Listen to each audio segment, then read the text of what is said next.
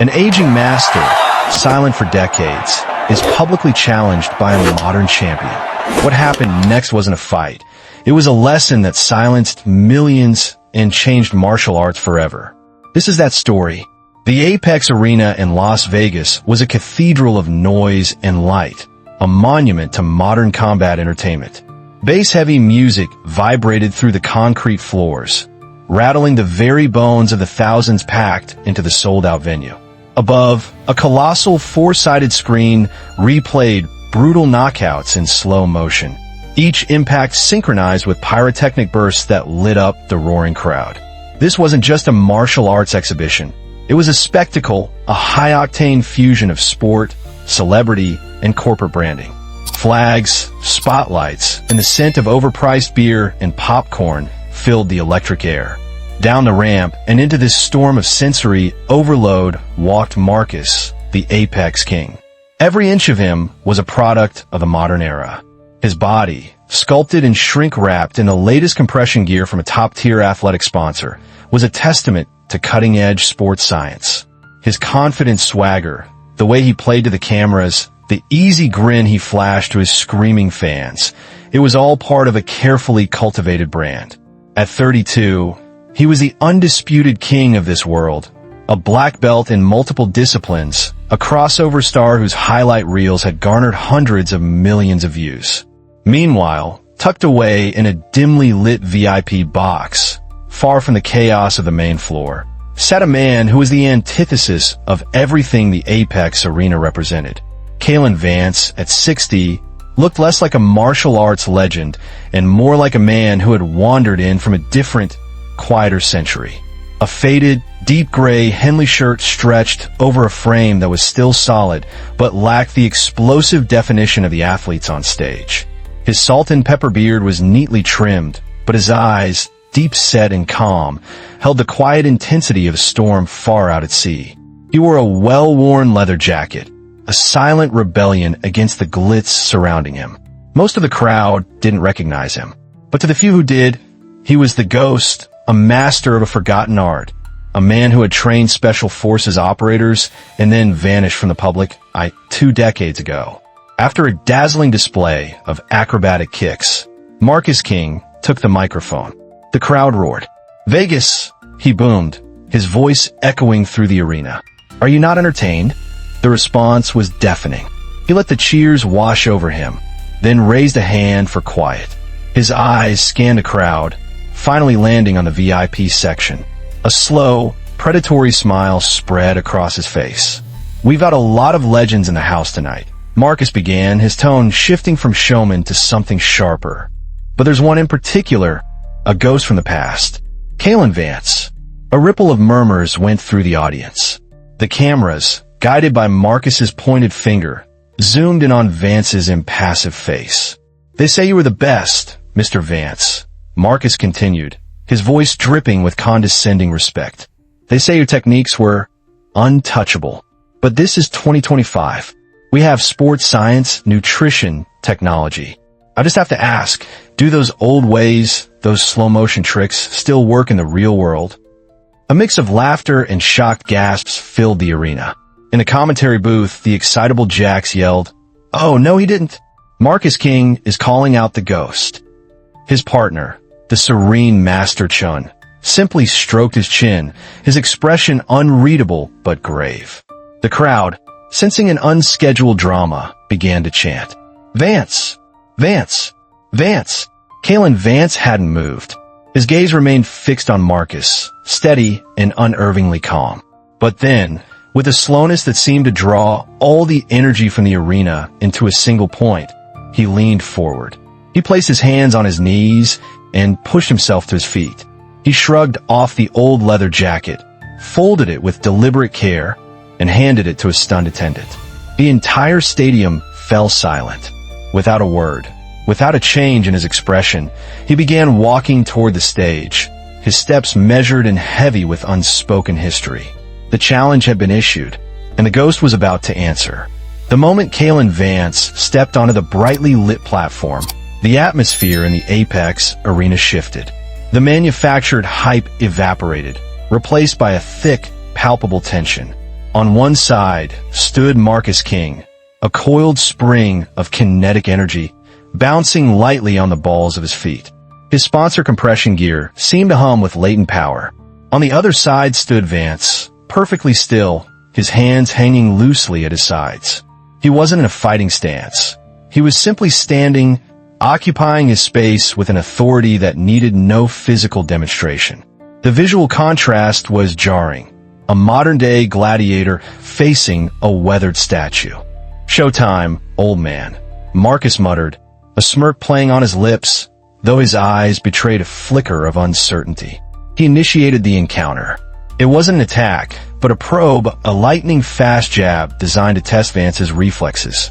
The punch sliced through the air, aimed directly at Vance's face. Vance didn't flinch.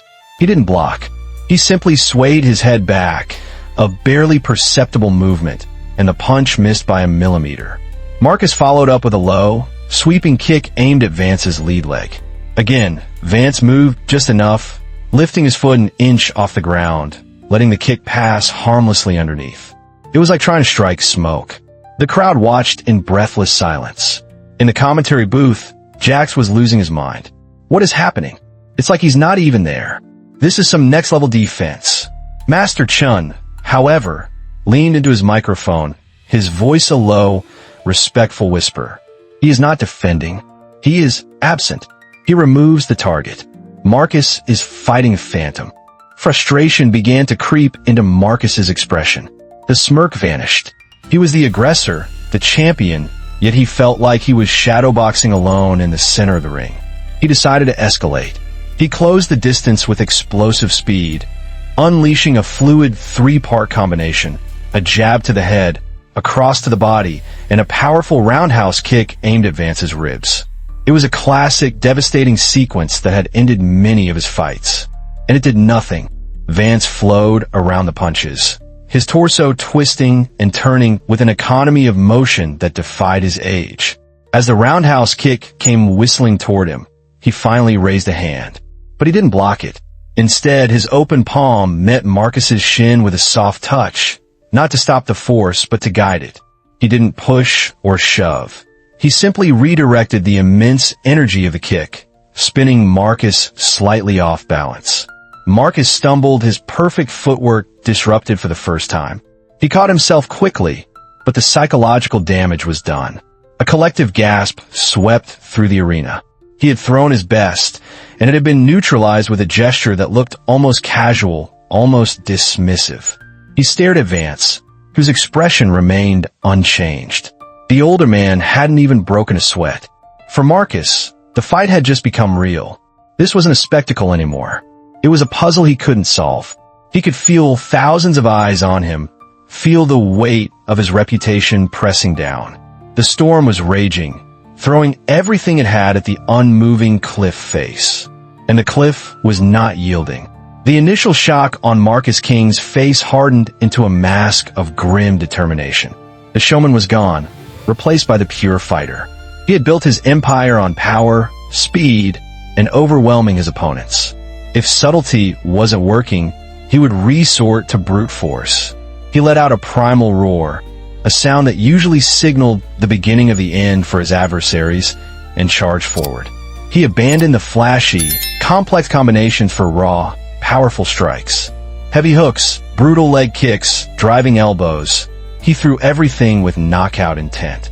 It was a relentless assault, a hurricane of controlled violence designed to break through any defense. Yet, it was utterly, maddeningly ineffective. Vance became a master of evasion, a ghost in the machine of Marcus's offense. He never retreated more than a step. Instead, he used subtle angles, pivots, and shifts in weight to make Marcus's powerful strikes hit nothing but empty air. The energy Marcus expended was immense, each missed blow a drain on his stamina, and more importantly, his psyche. He was punching his shadows, kicking at whispers. The more force he used, the more foolish he felt. The crowd, once roaring for a knockout, was now murmuring in confusion. They were witnessing their champion, the apex predator, being systematically dismantled without receiving a single blow in return. "This is unbelievable," Jack stammered in the commentary booth. Marcus is throwing bombs, and Vance is just not there. How is he doing this? He is not fighting the man, Master Chen explained, his voice filled with awe. He is fighting the intention. He moves before the strike is fully formed. He reads the energy itself. Marcus's frustration finally boiled over. He feinted a punch and drove forward with a powerful, close-range knee strike aimed at Vance's midsection, a devastating Muay Thai technique. He was sure this would finally connect. It was too close, too fast to evade. But Vance didn't evade. He stepped into it. In a movement that seemed to defy logic, Vance closed the distance, moving inside the arc of the rising knee. As he did, his right hand came up, not in a block, but with an open palm. With what looked like no effort at all, he placed his hand gently on Marcus's chest, right over the sternum. It wasn't a strike. It wasn't a push. It was a connection. For a split second, nothing happened. Then, a wave of force, seemingly generated from nowhere, pulsed through Vance's arm. Marcus's forward momentum stopped instantly, as if he'd run into an invisible wall. His body, which had been surging forward with explosive power, was suddenly repelled. His eyes widened in sheer disbelief as he was thrown backward, his feet stumbling over each other. He landed hard on the canvas, not from a trip or a sweep, but from a touch. He sat there, stunned, the wind knocked out of him more by shock than impact. He looked at his own body, then at his hands, trying to comprehend the physics of what had just occurred. He had been thrown by a man who hadn't appeared to move. The arena was utterly silent. In that moment, Marcus King's world, built on the certainty of his own physical power, began to unravel completely. The silence in the Apex arena was absolute. It was a heavy, profound quiet that swallowed the echoes of the recent chaos. Every single person, from the fans in the nosebleed seats to the judges at ringside, was frozen, trying to process the impossible event they had just witnessed. A 230-pound elite athlete, a whirlwind of muscle and aggression, had been sent flying by a gentle, almost passive touch. On the giant screen above, the replay showed the moment in stark, high-definition slow motion. Vance's calm advance, the placement of his hand, the subtle shift of his weight, and the subsequent, violent expulsion of Marcus from his space. It made even less sense when magnified. I have no words, Jax, the commentator, finally managed to say, his voice stripped of all its usual bravado. That shouldn't be possible. Master Chen leaned in, his voice trembling with emotion. You're not seeing a technique. You're seeing a principle. Harmony. Rooting. The redirection of energy. What Kaelen Vance just demonstrated was not a fight move. It was a law of physics applied through the body. Marcus pushed himself up from the canvas. He didn't rise with anger or defiance. He moved slowly, deliberately, like a man waking from a dream. The fire in his eyes was gone. The aggression had been extinguished, not by pain, but by a profound and humbling mystery. He stood, his multi-million-dollar compression gear now seeming like a hollow costume, and looked across the platform at Vance. Vance hadn't moved. He stood in the exact same spot, his expression still calm, his hands once again resting loosely at his sides. He wasn't gloating. He wasn't even looking triumphant. He was simply observing, waiting. A long, silent moment passed between them, a conversation conducted without words. In that silence, Marcus's entire understanding of combat, of power, of everything he had dedicated his life to, was being rewritten. He had chased speed, strength, and dominance. Vance possessed something else entirely: control, presence, stillness. Finally, Marcus broke the silence. His voice was quiet, raw, and carried by the ring microphone to every corner of the silent arena. "What are you doing?" he asked. It wasn't a question of strategy. It was an existential plea. Kaelen Vance's reply was just as quiet, yet it resonated with the weight of ancient wisdom. "Teaching you." The two words landed with the force of a final, decisive blow. Marcus stared, his jaw slack, and then a flicker of understanding dawned in his eyes, followed by a wave of pure, unadulterated awe. This wasn't a humiliation. It was a lesson, an invitation to a deeper truth. Slowly, deliberately, Marcus King, the apex, the undefeated champion, the man at the pinnacle of the modern fighting world, brought his hands together. In front of millions watching worldwide, he lowered his head and executed a deep, formal bow, a gesture of ultimate respect from student to a master. The arena held its collective breath. The shift was complete. Kaelen Vance acknowledged the bow with a slight, almost imperceptible nod. The gesture was one of acceptance, a signal that the confrontation was over and something new was about to begin. Then, for the first time that night, he moved. He settled his feet, aligned his spine, and brought his hands up into a formal, traditional stance. It was a posture of perfect balance, radiating both calm and readiness. The message was clear. The test was over, and now the demonstration would commence. Marcus straightened up, his own posture transformed. He raised his hands into a guard, but it was different now. The aggressive tension was gone, replaced by a focused, respectful alertness. He had become a participant in a dialogue, not a combatant in a war. What followed was one of the most remarkable displays of martial arts the world had ever seen. It wasn't a fight. It was a living, breathing seminar. Marcus initiated launching clean, technical attacks, a crisp jab, a precise low kick, a controlled elbow strike. Each move was a question. Vance's responses were the answers. He met each attack not with force, but with flawless redirection.